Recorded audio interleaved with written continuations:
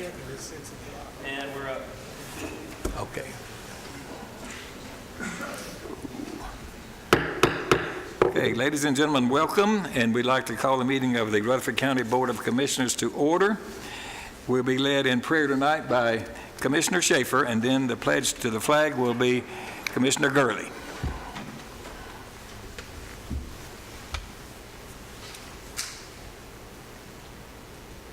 You please bow your heads with me in prayer.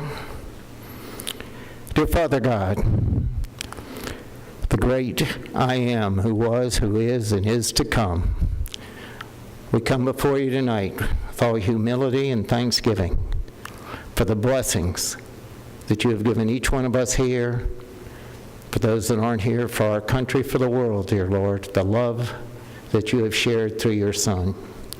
And we just ask you tonight, Father, to be with each one of us here, our families, especially Commissioner Gurley and his family, as his wife Brenda is in the hospital at this time. We ask you to just put your healing touch on her.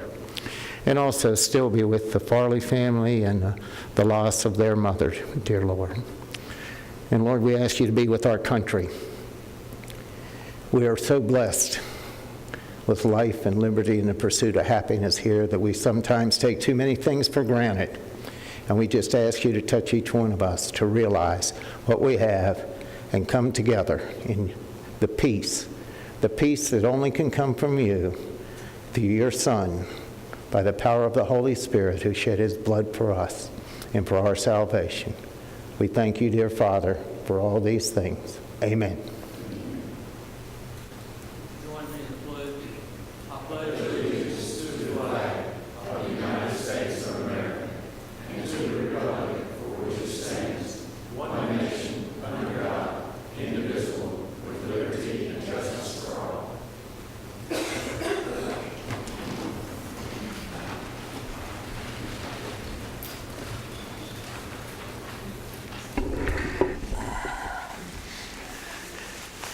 Okay, Madam Clerk, please call the roll. Commissioner Schaefer? Here. Commissioner Piercy? Here. Commissioner Jordan? Here. Commissioner P? Here. Commissioner Cook? Here. Commissioner Jernigan? Here. Commissioner Cush? Present. Commissioner Reed? Here. Commissioner Gurley? Here. Commissioner Turner? Commissioner Allen? Here. Commissioner Stevens? Here. Commissioner Johnson? Here. Commissioner Baum? Here. Commissioner Nipper? Here. Commissioner Dodd? Here. Commissioner Phillips? Here. Commissioner McAdoo? Here. Commissioner Ely? Here. Commissioner Gooch? Here. Commissioner Sereno? Yes. We have a quorum, 20 present. Thank you, Madam Clerk. Okay. Now, next we have I think you've received a copy of our minutes of the last meeting, and do we have a motion on their approval? Commissioner Phillips. Thank you, Mayor Burgess. I reviewed those minutes. I find them in order and move that we dispense with the reading and that they be approved as presented. All right, do we have a second? Commissioner Nipper and others there. Did anyone have any corrections or additions that they wish to know? If not, then all of you in favor of that, please say aye. Aye. Are there any opposed? Thank you.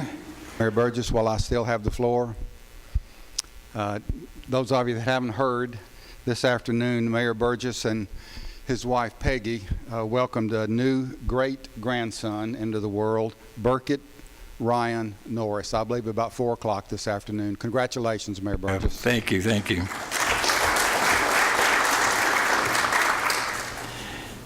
Okay, next on our agenda is a time for public comments, and we have 2 people that will be speaking today. First is Mandy Williams. Come forward and give us your name and address and make your statements, please.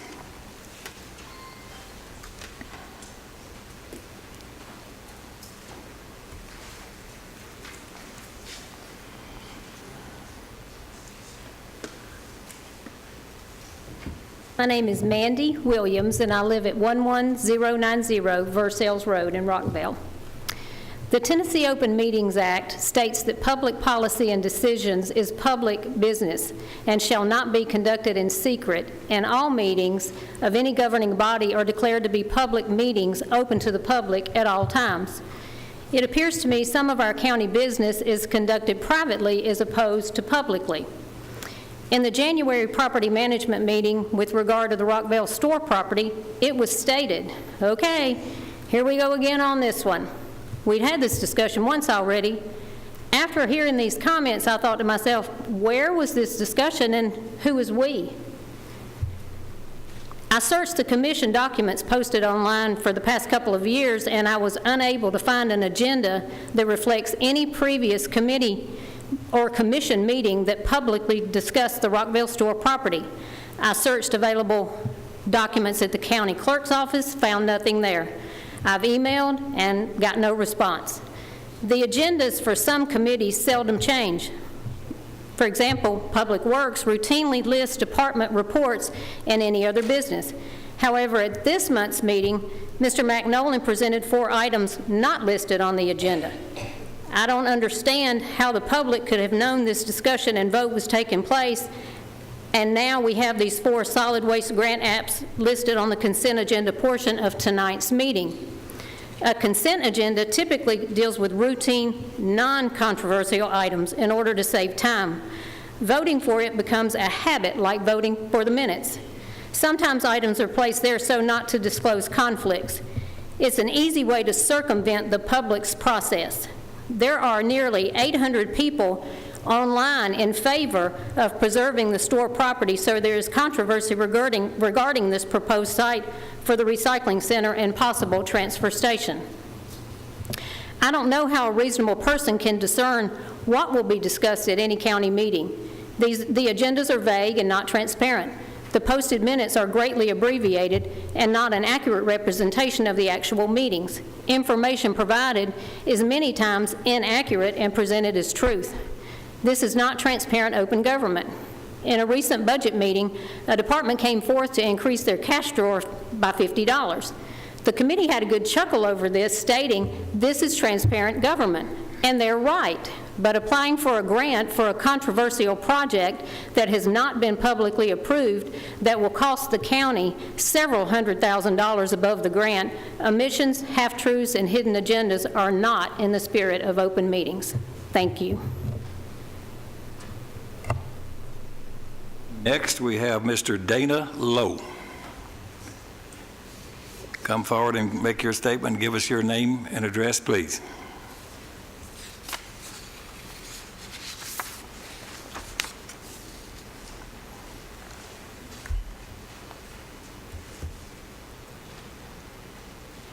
Thank you, Mr. Mayor. Thank you, Commissioners, for your time.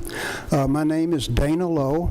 My address is 7210 Lowe Lane in Rockvale, but I receive my mail at P.O. Box 99 if you want to write me a letter about anything. So those are my addresses.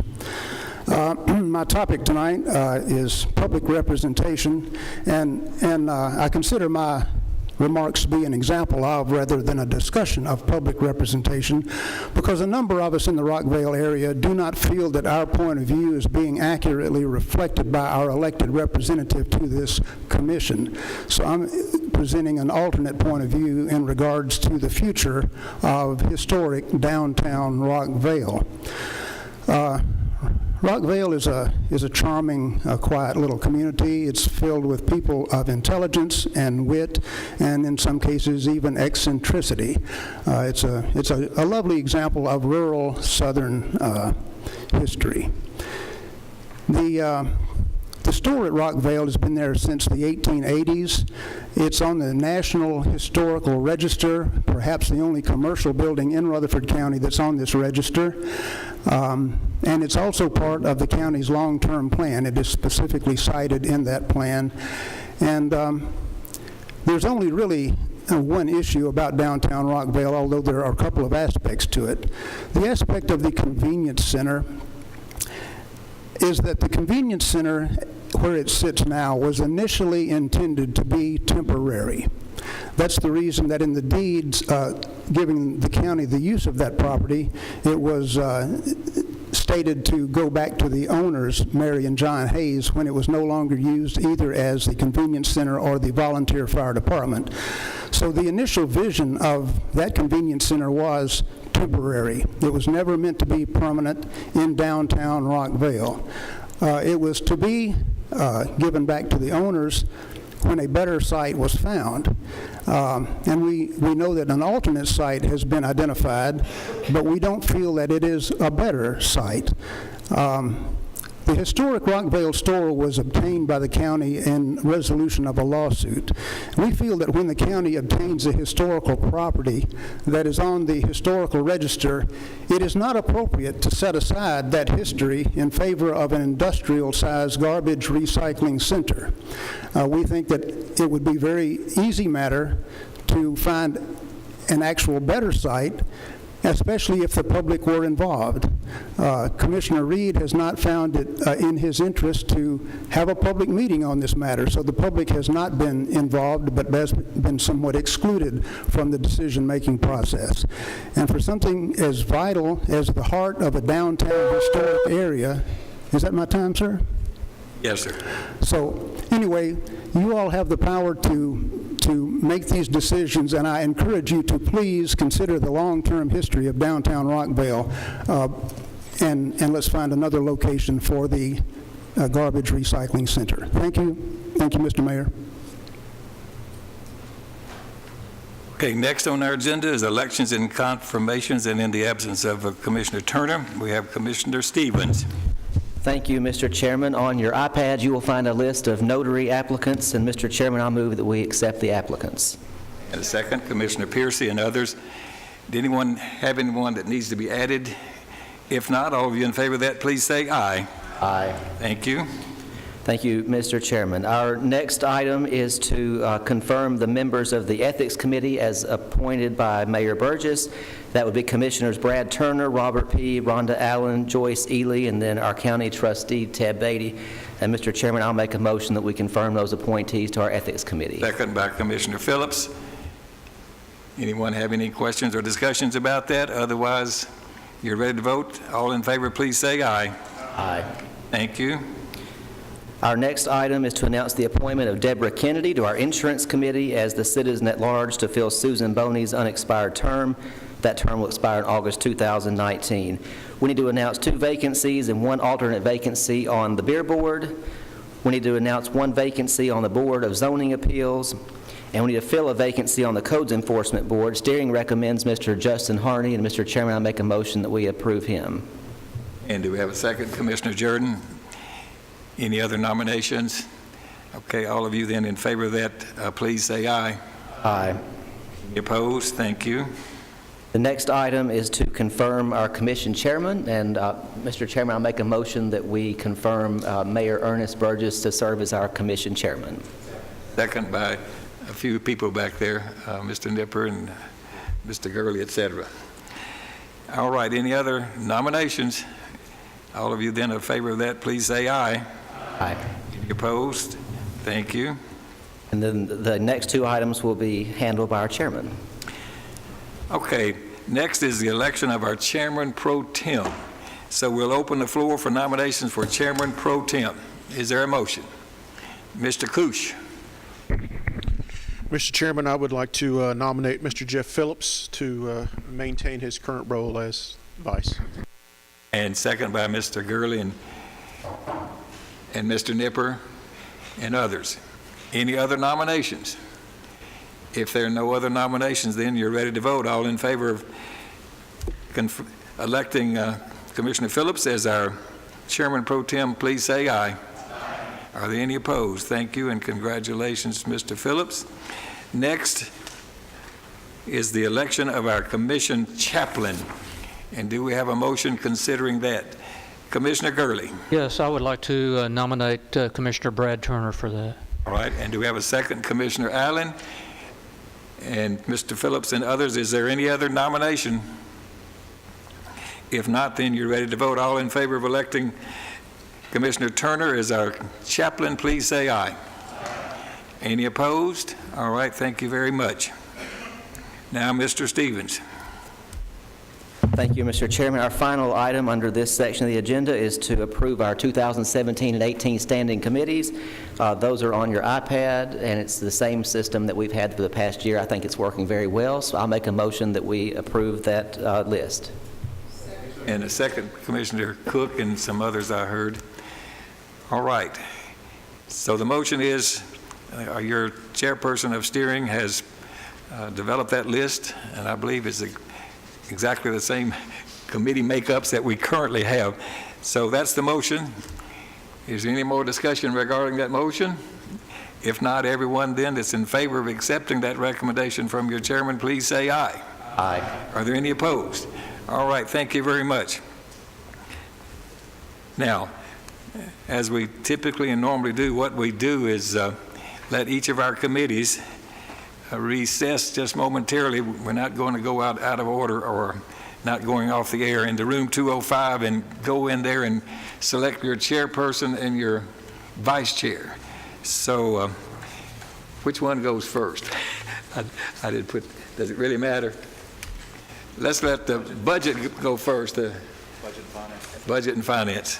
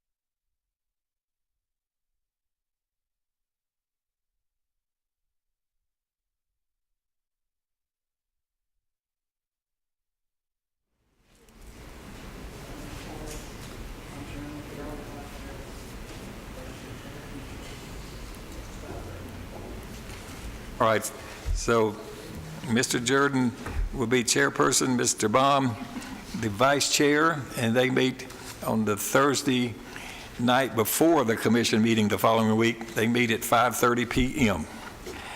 Okay, next is health and education.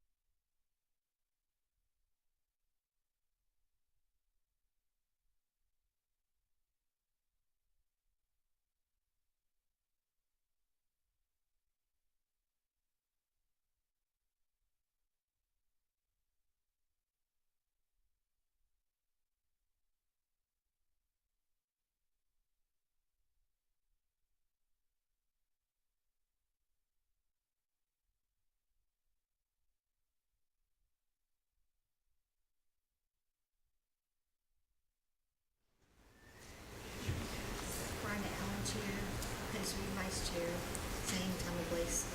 It's the fourth Tuesday. Okay, thank you.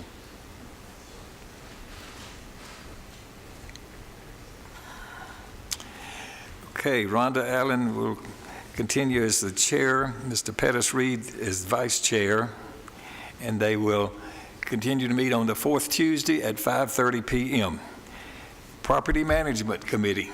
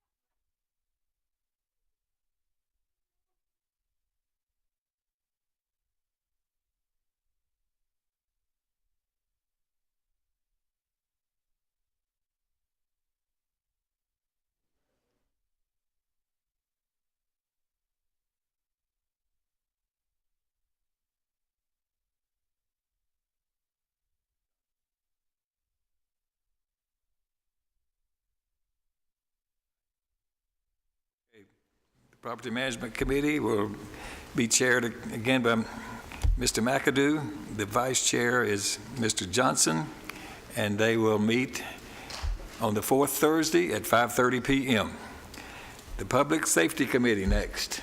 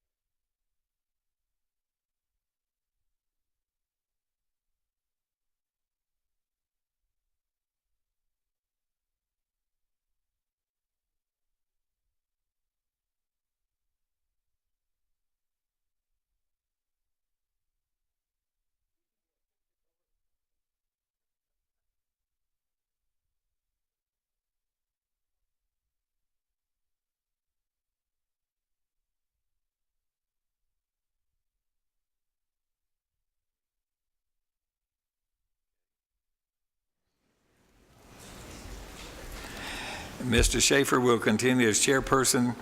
Mr. Reed will be vice chair, and they meet on the fourth Monday at 5:30 p.m. Public Works and Planning Committee. Next.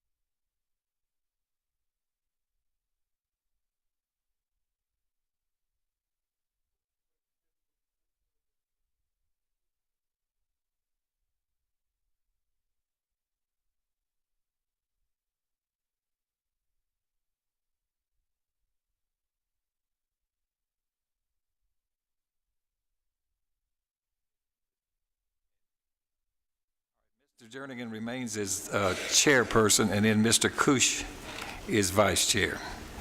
And they meet on the Tuesday after the first Monday at 5:30. Okay, Steering Legislative and Governmental Committee. Do you guys need to meet? No, we had your election last time. My error there, okay. Just going down the list here. So that's already been taken care of. Okay, it's more or less 6:30. So we're going to go ahead and skip forward to these public hearings, okay, if it's without objection. So, Mr. Demosi, are you ready for this business? The first is rezoning request 17-A020 on behalf of Orica USA by Julian Smith, located at 7265 Shelbyville Pike. The existing zoning is light industrial. Proposed zoning is heavy industrial on a site of about 232 acres, but only 4.5 acres of this is to be rezoned. Mr. Demosi. Yes, Mr. Chairman, thank you, and good evening, Mayor Burgess and members of the committee. The applicant is proposing to rezone approximately 4.5 acres of light industrial property, what's currently zoned to heavy industrial, for explosive storage. There's a letter submitted by the applicant that's included in your agenda packets that you will find on your iPads, which does explain the reasoning for choosing this proposed site. The applicant has also submitted other supporting documentations, including a conceptual site plan. Of course, if this is approved, this will have to go back through the Planning Commission for site plan approval, so this isn't a final design, it's conceptual in nature. According to the rezoning applications, the site will be split into two separate areas. The first will have two structures, a magazine which houses explosive material, and these are materials used in construction projects like subdivision development, pipe laying, things like that. So the magazines, and then also will be some tanks to hold materials to be distributed into trucks for delivery to job sites. The second area will contain no greater than 4 tractor trailers that will provide secure storage for the explosive agents. The Department of Alcohol, Tobacco, and Firearms and Explosives, ATF essentially, has minimum separate distances which these materials have to be from each other, as well as from the nearest roads, houses, structures, those kind of things. There's some maps in your agenda packets on your iPads as well that do show that the nearest structures, roads, and everything are about a half-mile away from where these proposed structures will be. And barricades will be required as well.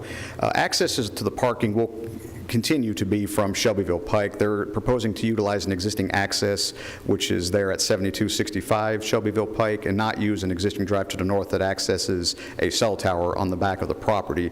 There's no access. This property does back up to Christiana Fosterville Road, but the railroad goes back there, and there's no access proposed for the Christiana Fosterville Road area. And of course, any improvements, again, will have to be shown on the site plan, as I stated earlier. Heavy industrially zoned properties are required to install a Type 3 buffer adjacent to any residentially zoned properties. This really is in the middle of the larger tract. As you know, it's over 200-acre tract. Portions of this tract are zoned light industrial, but there's other portions that are zoned for residential use as well, but it's still on the same property. So it's really going to be contained completely within the existing property as it sits, and it is very heavily wooded. One of the reasons the applicant did choose this property was the lack of surrounding structures or residences. Some uses, due to their nature, are better separated from more densely populated areas. We have consulted with the county's fire chief. The fire chief is aware of this application and is comfortable with the location that they are proposing. Considering all of these factors, we do feel that this site, being already zoned for industrial purposes, is probably more appropriate than most areas in the county for this type of use.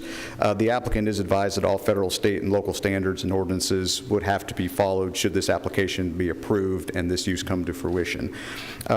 There was no discussion from the public as far as the notices that we sent out. Nobody spoke during a public hearing, but the Planning Commission understandably did have several questions of the applicant. The applicant went through the application, the process, and everything that is used, especially the regulations for this type of proposed use. Security concerns, safety issues, and the like were discussed at length. Following the discussions, the Planning Commission did recommend approval by a unanimous vote. The applicant is present and will be happy to answer any questions you may have at this time. Any questions of Mr. Demosi? Mr. Schaefer. Just two small ones. Give me an example of the type of explosives, please. Well, I mean, as far as Be the actual anything? material, I'm sorry? Yeah, could it be anything? Well, the applicant could probably speak a little more to that. I'm not well-versed as far as the actual types of explosives, but it's the type of explosive you would find, again, in construction-type projects and things. One more was, since there's no structures near this property around, I see on the backside's Christiana Fosterville. Was anybody on touching with contiguous property? Were they informed about this zoning? When we do our notifications, we send notices in the mail to property owners within 500 feet of the entire property. So there were, I forget exactly how many, but there were a number. So there would have been some on Christiana Fosterville Road that would have been notified for that. Yes, sir. Any other questions? Just a moment, we're going to give you an opportunity to speak, a public hearing. So we can't ask, these people can ask him, but you can make your comments as you come forward if you choose to do that. Okay. But so we're going to declare the public hearing open unless there are other questions. So the public hearing is now open for anyone that wishes to come forward, speak, give us your name and address, and then you may make your comments. Good evening. My name is Patty Trigg. My address is P.O. Box 654. I have property that adjoins the piece of property that's in discussion right now.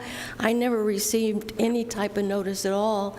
It just so happens that my neighbor did, and I just learned about it. And I'm just a little curious. My brother lived out in Sacramento, and they found a bomb they let off and blew out his windows, and he was 12 miles away from this particular explosion.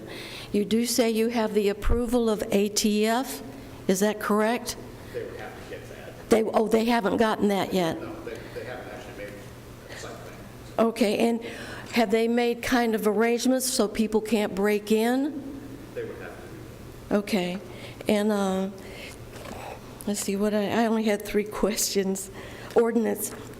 I think this gentleman over here asked about the ordinances that would be there, like would there be like C4, dynamite or nitro or anything like that. But I just am a little uncomfortable that I never received anything, and my property adjoins the property in question. But I do get I get my property tax bill faithfully, but I didn't get that. All right, thank you. Are there other people that wish to speak for or against this request? I don't see anyone else coming forward, so the public hearing is closed with respect to rezoning request 17-A020. Is there a motion concerning this project request? I can answer it. Just a moment now. The public hearing is closed. I'm sorry if you missed an opportunity to speak. I'm the applicant. I was just going to answer the question. Okay, well, you should have taken your opportunity, and I apologize, but that you didn't, so we have to move on. Is there a motion?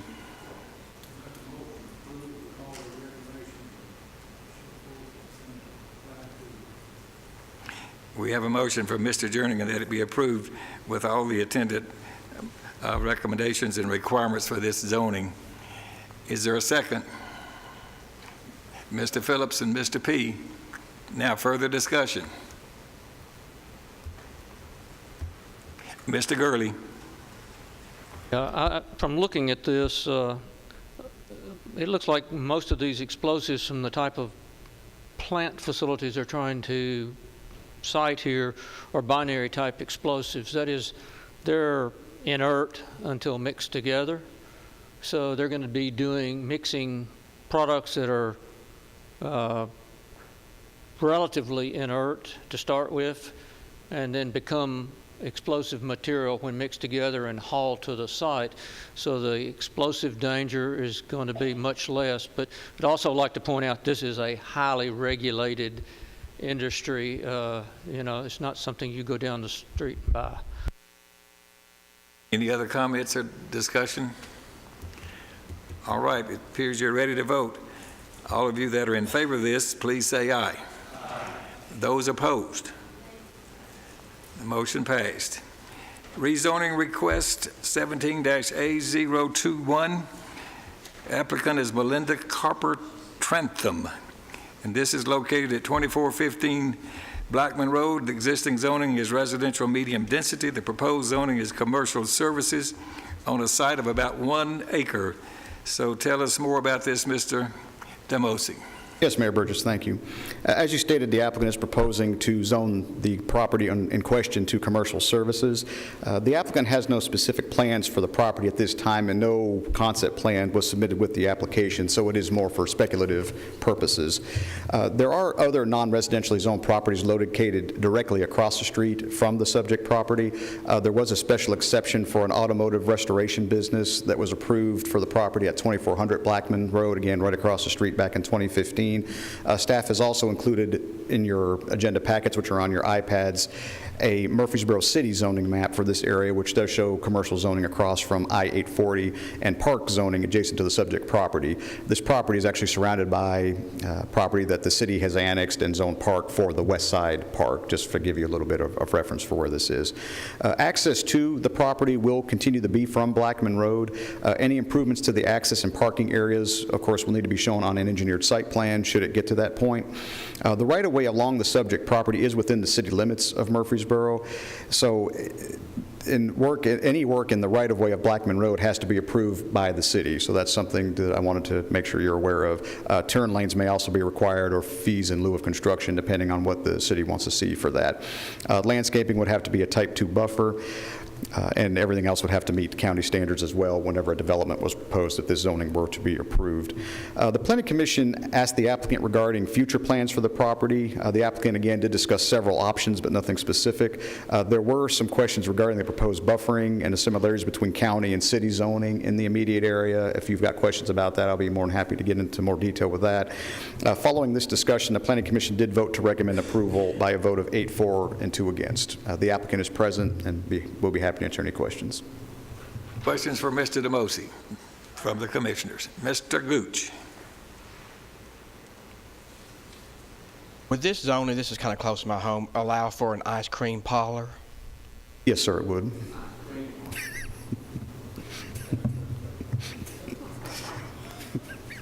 Any other questions?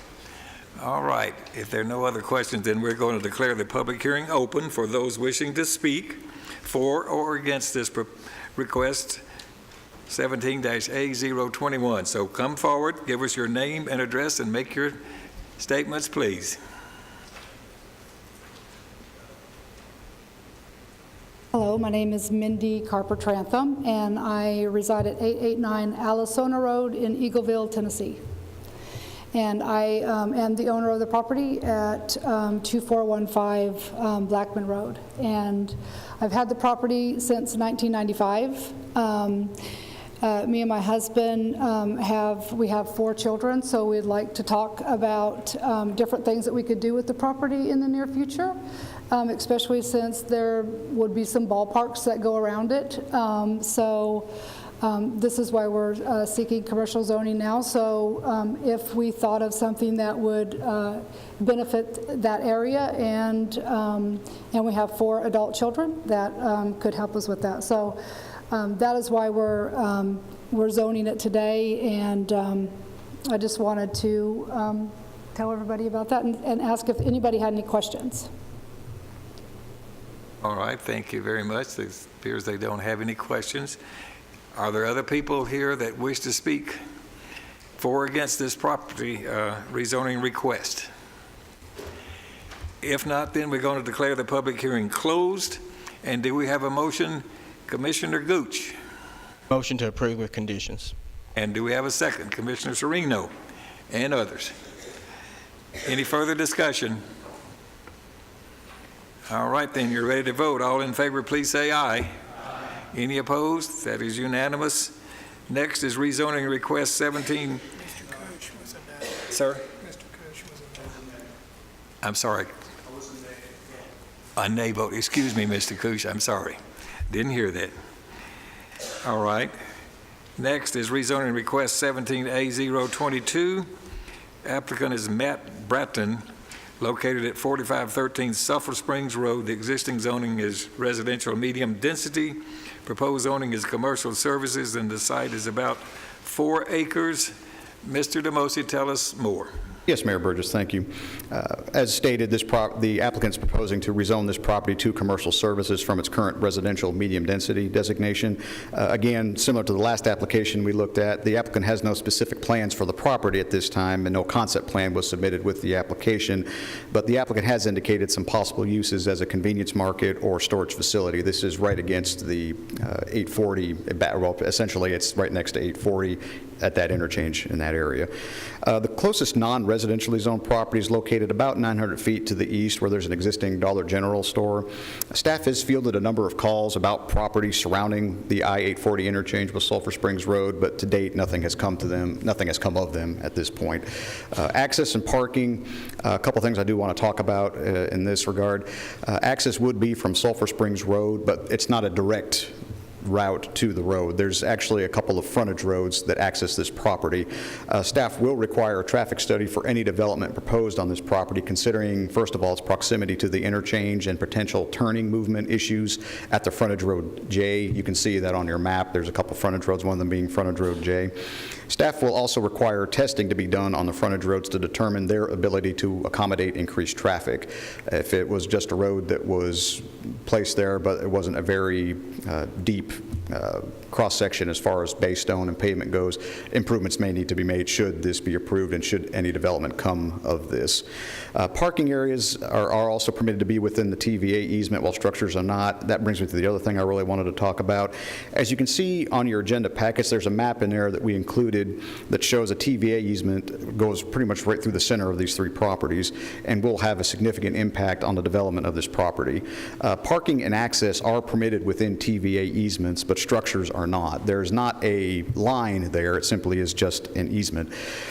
So there are areas on the property that could accommodate structures, but the properties will likely have to be combined to make any kind of a development feasible, and even then it will be limited in the size of what could be built. I've already gone over the traffic issue. I won't go over that one again. Landscaping, of course, and performance standards, those things would continue to be consistent with county regulations. From a land use standpoint, staff does feel that this is an appropriate request and recommended approval. We do acknowledge that there are issues with these properties that will significantly impact the overall development of this site.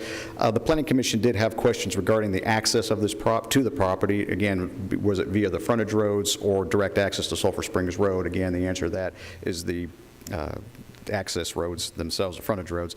There was no other discussion, and the Planning Commission recommended approval by a vote of 9-4 and 1 against, and I'll be happy to answer any questions that you may have.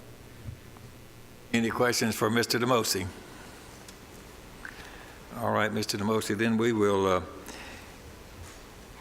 declare the rezoning request, the public hearing for that rezoning request, 17A022, open for those that wish to speak for or against this request.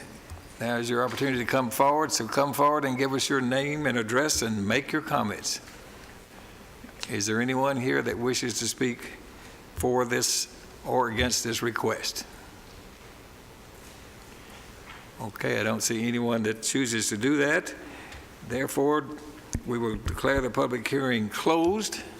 And do we have a motion regarding this rezoning request 17A22? Mr. Jordan. Mr. Chairman, this is in my commission district, but I own a piece of property that adjoins this, and out of an abundance of caution, I'm going to abstain from voting on this just to look for any appearance of impropriety with the piece of property I own adjoining it, so I'm going to abstain.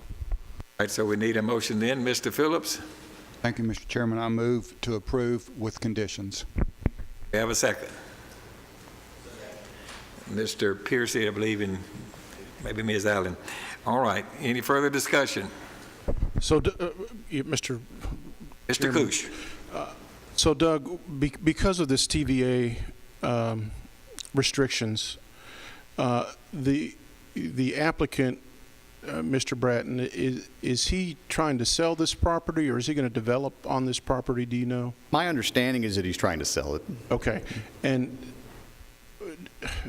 whoever purchased this property, how will they be protected in knowing the fact that they cannot build a structure underneath this TVA line and to the boundaries of that TVA restriction?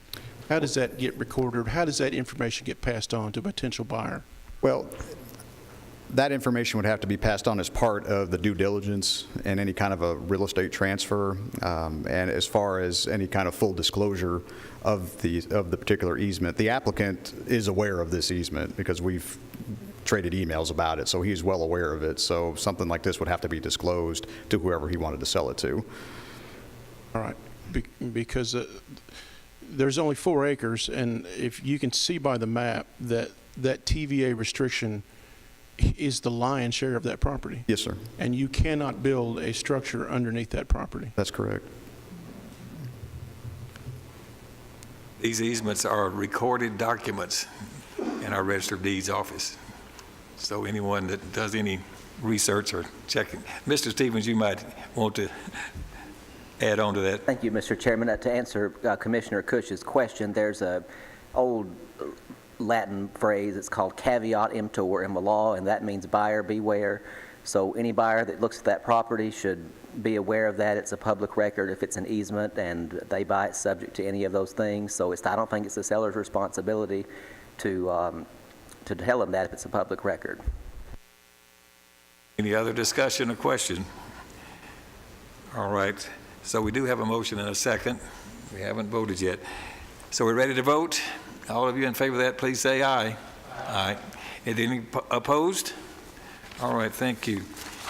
One more rezoning request, 17A23. Mr. Mayor, make sure the record reflects that I abstained on that one. If Oh, you don't let the mind. record reflect, yes, sir, Mr. Clerk, that Mr. Jordan abstained from voting. Thank you. All right, Thoroughbred Construction by Steve Knox, located at 4663 Epps Mill Road. Existing zoning is residential medium density. Proposed zoning is planned unit development, a PUD, and a PUD amendment to Beard Estates. The size of this property is approximately 3 acres. Mr. Demosi. Yes, Mayor Burgess, thank you. This property probably looks familiar to commissioners. The bulk of this particular development, Beard Estates, was approved as a planned development back in April of this year. One of the conditions of the planned development approval was that a temporary emergency ingress and egress be established along with the access to Dunbar Lane. You'll recall that this particular property, where the main part of the subdivision is located, was only accessed off of Dunbar. It didn't have any kind of direct access to Epps Mill Road. So one of the big issues that we discussed at the Planning Commission was a secondary access point. This access point, this temporary access point was to be established during the first 80 lots, after which a permanent secondary access was to be established after that 80th lot was approved. Since the application was approved, the applicant has been seeking a solution to the temporary access issue.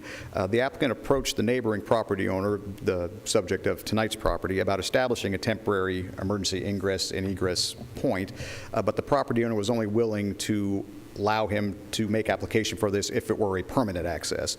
So the applicant tonight is asking for rezoning of the proposed 2.9 acres, which he's asking for tonight, from RM to PUD to add 14 lots along with a permanent access to the overall PUD Beard Estates, and then also amend the condition of the temporary access and add the proposed secondary access, the one being discussed tonight, as permanent as part of Phase 2 of the Beard Estates development, which would be consistent with what is shown in the revised pattern book. The pattern book is located on your iPads as well if you have any questions on that. The pattern book does explain the development in greater detail. The 14 additional lots that are proposed are developed identically to the approved PUD. The revised pattern book does call for a single-family development of 181 lots, which is about the same density, about 4 units per acre. House sizes the same as far as 1- and 2-car garages. Everything else about this is identical.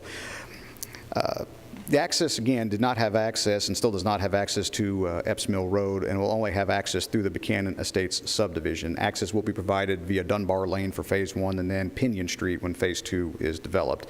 You can see on the concept plan on the pattern book, the concept plan does show these connections, as well as some additional proposed stub-outs to the other sides of the property, which would be connected as the subdivision around it, Buchanan Estates, continues to develop. Traffic study has been submitted to staff. We did review it. This was during the original rezoning application, and generally found that the traffic volumes, even after development, would still be within a level of service A or even B for the different intersections that were evaluated. Most of the comments received at the original public hearing were in regards to the access to this tract. Although this request does eliminate the temporary access requirement, we do feel that the permanent access after the first 40 lots is a reasonable compromise, and we did recommend approval. There were just a couple of other minor tweaks that needed to be made to the pattern book regarding the setbacks for the side setbacks, as well as the tree buffer along the north side of these lots, similar to what's being proposed in the Beard Estates, the main part of the Beard Estates. But beyond that, it was explained during the public hearing. We had one gentleman come up to speak that had some concerns regarding the balance of the property. The property in question is 100 acres. They're only looking at about 3 acres to rezone. The balance of the property is not being proposed for development, and one of the gentlemen that spoke had some concerns because he had one of the corner lots that stubbed into the larger tract. So, and we explained to him at this point there's no plans for the remainder of this property. So with that, I'll be happy to answer any questions that you may have, and the applicant is present. Mr. P. Doug, I see the need for another access road there, but my concern on this is it's been a while since I've been on the Epps Mill. Has that road been upgraded? I heard you say you were taking traffic studies on certain intersections. Was that intersections along Epps Mill Road and the traffic study there? Yes, sir. That road and the yes, sir. We looked now? at the different intersections that access the development, and again, the traffic volumes that were going to be shown were still within acceptable limits of or levels of service. So I agreed. We know Epps Mill Road does need improvement, but at this point, this particular development wouldn't do enough to kick anything in. You're telling me Epps Mill Road is up to our standard road width in the county? As far as I know, I'd have to go out there and look, honestly, Commissioner P. Off the top of my head, I'm not sure if it's an 18-foot. That's kind of what our minimum is along that. If you'd like to suspend the rules, we do have our highway superintendent here if you'd like to ask that question to him. I'd like to know the answer to that before I vote on this. Okay. Will you make a motion to suspend the rules, please? I do. Motion to suspend. Second, Commissioner Schaefer. So, Mr. Brooks, if you would, if you feel that you can answer that, make your comments.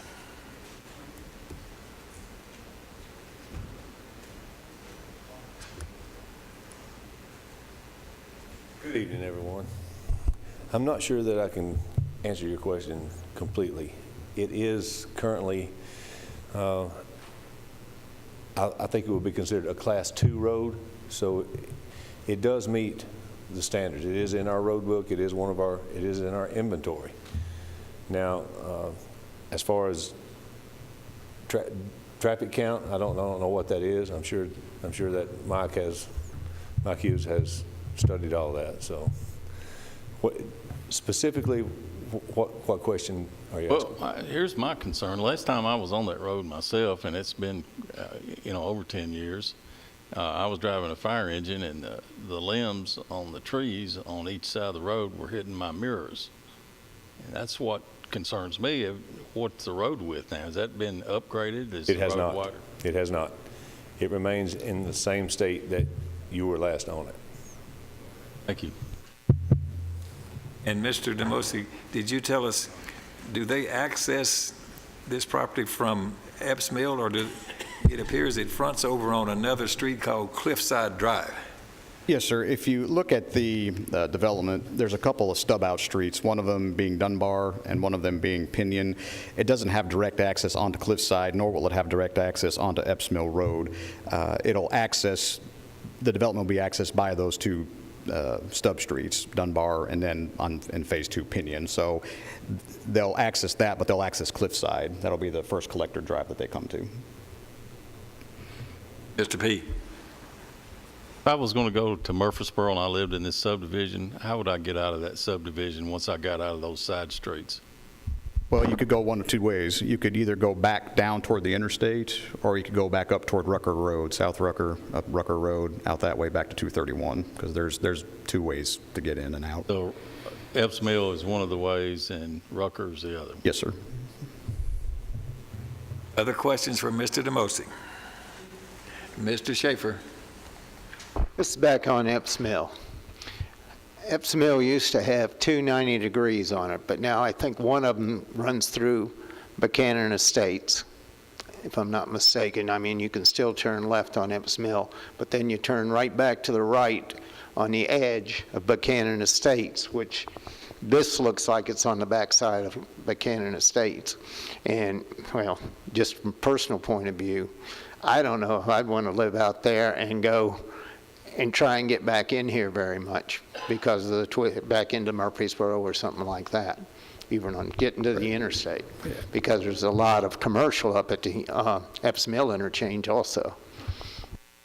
And something I do want to make sure the commissioners understand, the plan development that was approved back April of this year was for a majority of these lots. About 160 or so have already been approved. That's not up for discussion tonight. It's really just this 2.9 acre tract and the additional 14 lots.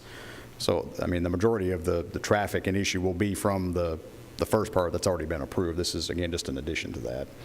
But I understand the points you make, Commissioner Schaefer and Commissioner P, that the point's well taken. Mr. Dodd, Mr. Brooks may have a little bit of answer right, and then we'll recognize you. Mr. Brooks, did you want to make another comment without objection from the commission?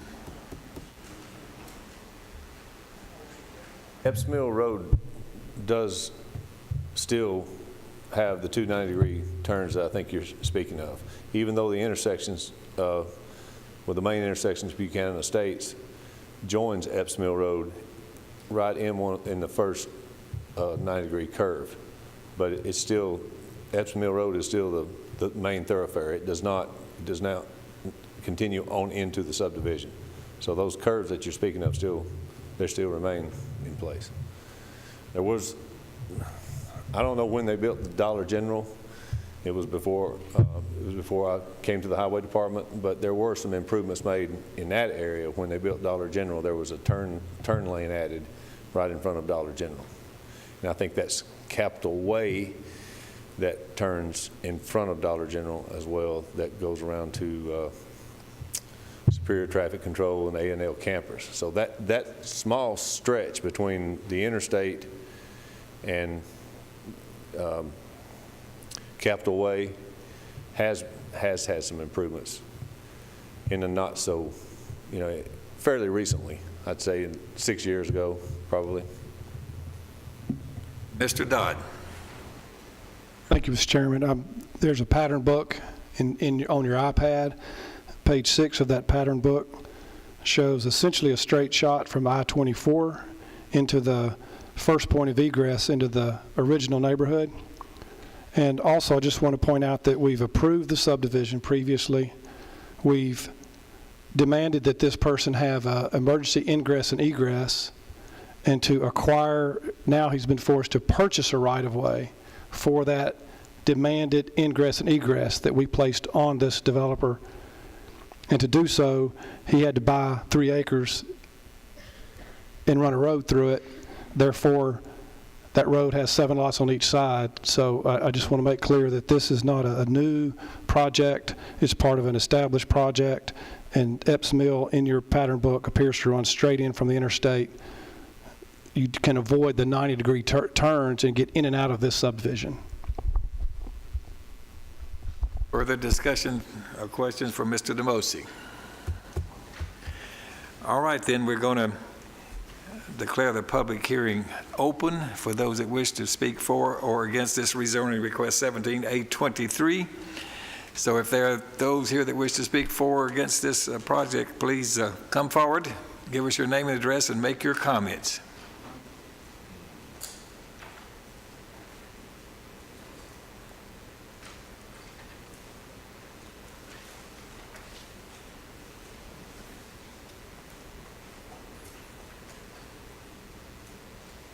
My My name is Steve Knox. I live at 1411 Buckingham Drive in Murfreesboro. I am the applicant for this project.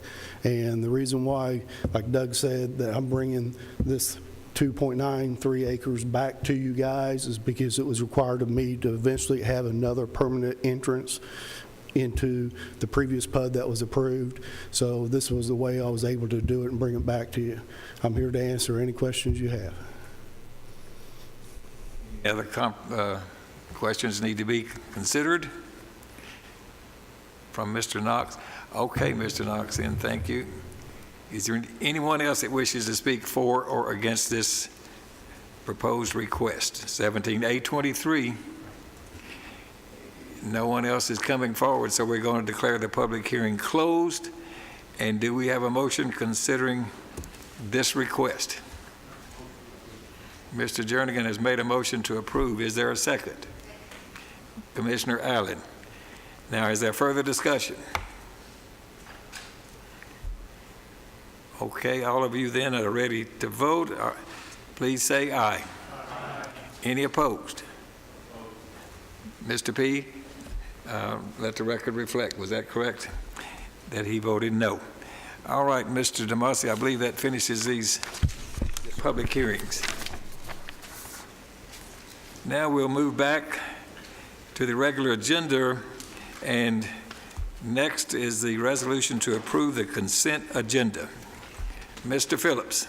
Thank you, Mayor Burgess. I've also reviewed that consent agenda.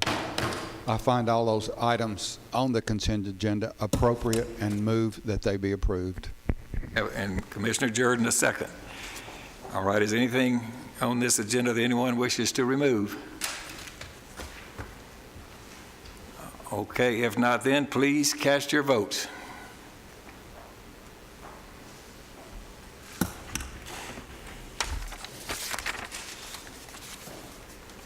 Anyone that did not vote and wishes to vote, or anyone who would like to change your vote, you may do so now. Okay, please record the votes. 20 yes, motion passes. All right, thank you. We will continue now with reports by standing committees, and Commissioner Jordan will come forward with the Budget, Finance, and Investment Committee agenda items.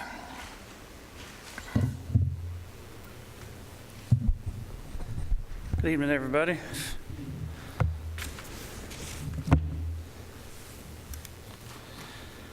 Start off with item K1A, General Fund Budget Amendments.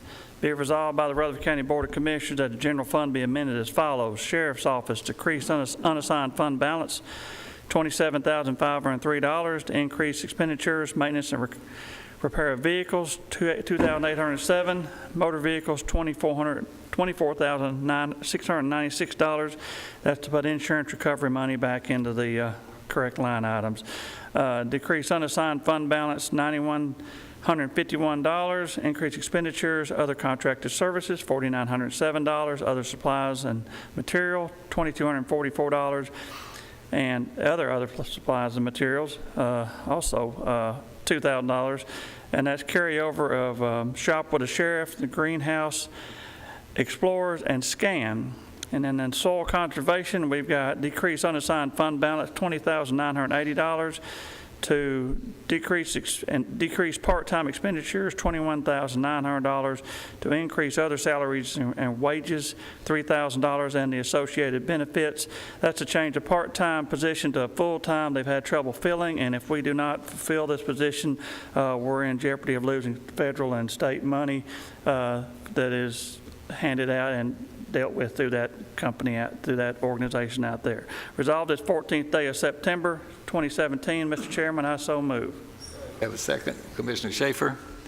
Questions or discussion? All right, then, please cast your votes.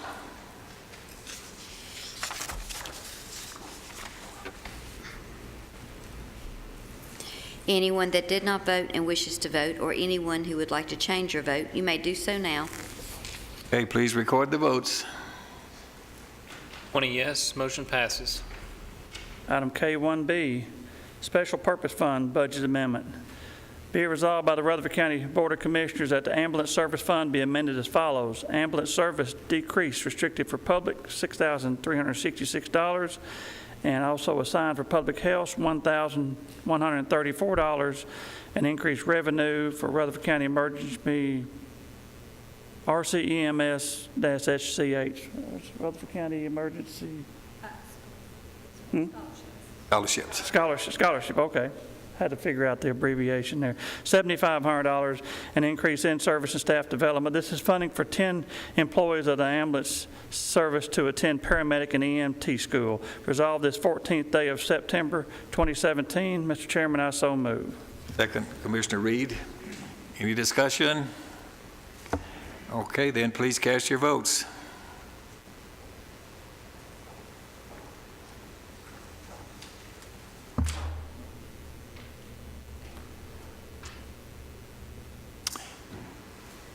Anyone that did not vote and wishes to vote, or anyone who would like to change your vote, you may do so now. Okay, record the votes. 20 yes, motion passes. Item K1C, Highway Fund Budget Amendment. Be it resolved by the Rutherford County Board of Commissioners that the Highway Fund be amended as follows. Administration, decrease assigned for highways, $5,285, and increase expenditures for assistance, $4,445, and the associated benefits, that's for some salary adjustments. Other charges, we're going to decrease committed for highways, $4,495, and increase expenditures assistance, $2,070, equipment operators, $1,705, and the associated benefits, that's for a couple of additional salary adjustments. And under capital projects, we've got decrease assigned for highway, $350,000, and increase expenditures, highway equipment, $350,000. That's to purchase some trucks and highway equipment.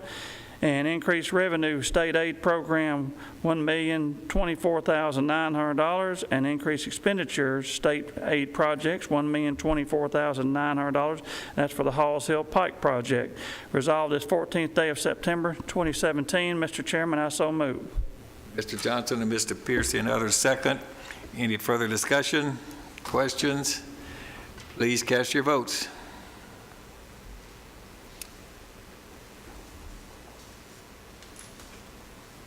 Anyone that did not vote and wishes to vote, or anyone who would like to change your vote, you may do so now. Record the votes. 20 yes, motion passes. Item K1D, General Purpose School Fund Budget Amendment. Be it resolved by the Rutherford County Board of Commissioners that the General Purpose School Fund be amended according to the schedule attached hereto at Exhibit 1 and incorporated herein by reference as is set forth herein at length verbatim. We're going to amend $2.5 million from General Purpose School Fund unassigned fund balance account $39,000 to account $34,655 committed for education in order to help fund Rockvale High operating costs in the 2019-2020 General Purpose School Fund budget. And that is something the commission, at least the budget committee, asked the school board to do, to start putting money aside. So when that opening of that school does come to pass, they will have the money on hand. Hopefully $2.5 million this year and then again next year. Resolved this 14th day of September 2017. Mr. Chairman, I so move. Second, Commissioner Allen. Anyone have any questions?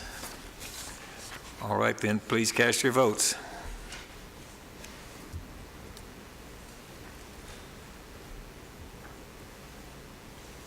Anyone that did not vote and wishes to vote, or anyone who would like to change your vote, you may do so now. Record the votes. 20 yes, motion passes. Item K1E, Educational Capital Project Fund Budget Amendment. Be it resolved by the Rutherford County Board of Commissioners that the Educational Capital Project Fund be amended to complete the projects. Flooring at the central office at $164,289. Playground replacement at Laverne Primary at $223,016. Roofing at Riverdale at $653,818. And running track at Smyrna High at $156,433 remaining from this is carryover remaining from the 2016-17 fiscal year as follows. Decrease committed for capital projects, $1,197,556 to increase expenditures, maintenance and repair of buildings, $1,197,556. Resolved this 14th day of September 2017. Mr. Chairman, I so move. And Commissioner Allen, second again. Any questions or discussion? All right, then, please cast your votes.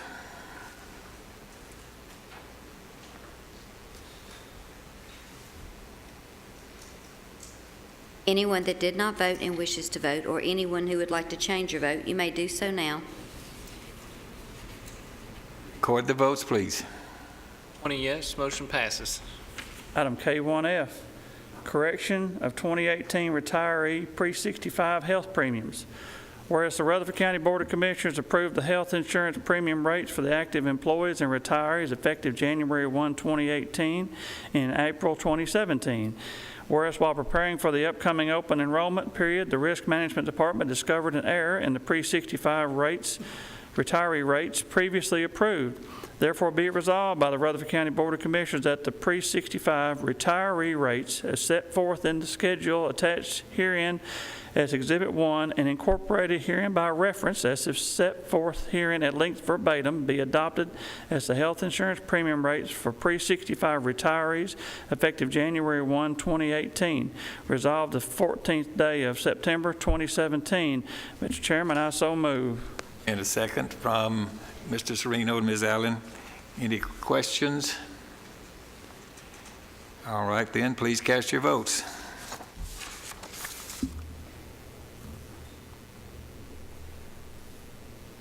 Anyone that did not vote and wishes to vote, or anyone who would like to change your vote, you may do so now. Record the votes, please. 20 yes, motion passes. Item K1G, authorization to purchase building and related budget amendments for the Sheriff's Office. Whereas the Rutherford County Sheriff's Office has located a building to use for the Narcotics Division, and whereas the building is being offered for a cost of $1,290,000 plus an estimated $10,000 for closing costs for an estimated total cost of $1,300,000. Whereas funds in the amount of $490,000 would be used from the drug control fund, and funds in the amount of $810,000 will be used from development's tax to purpose the building offered for sale. Therefore, be it resolved by the Rutherford County Board of Commissioners that funds in the amount of $490,000 from the Drug Control Fund and funds in the amount of $810,000 from development tax be used to purchase the building at an estimated cost of $1,300,000, and that the county mayor and all other appropriate officials of Rutherford County, Tennessee, be and are hereby authorized to execute for and on behalf of Rutherford County the purchase and closing documents. Be it further resolved that the Drug Control Fund be amended as follows to provide funds for the general fund in support of the purchase, decrease restricted for public safety, $490,000, and increase expenditures, transfers to other funds, $490,000. Be it further resolved that the general fund be amended as follows to recognize the fund from the Drug Control Fund, allocate funds from development tax, and appropriate the funds to the purchase. Decrease restricted for capital projects, $810,000. Increase revenue transfers in, $490,000, and increase expenditures, building purchase, $1,300,000. Resolved this 14th day of September 2017. Mr. Chairman, I so move. Second, Commissioner Gurley and others there, I believe. Further discussion? Does this include the property that the building is sitting on also, or only the building? It's 4.89 acres with the building. All right, any other questions? Please cast your votes.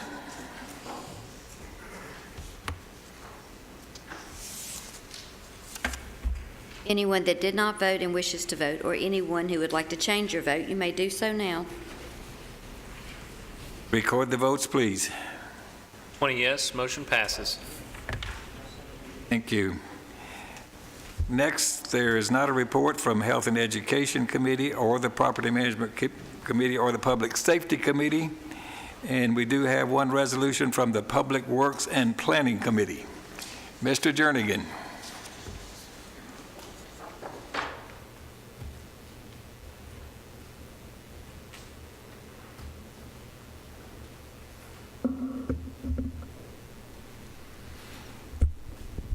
Public Works and Planning Committee has a resolution to approve speed limits of 30 miles per hour on Double Springs Road between the old highway and John Bragg, and 35 miles per hour on Sims Road, and 20 miles per hour on Hedge Apple Road. I so move. Second, Commissioner Cush. Any questions? If not, all of you in favor of that, please say aye. Aye. Are there any opposed? Thank you very much. Thank you, Mr. Jernigan. Is there any other business that you wish to bring before the commission tonight? No announcements? If not, this meeting is adjourned. Thank you very much.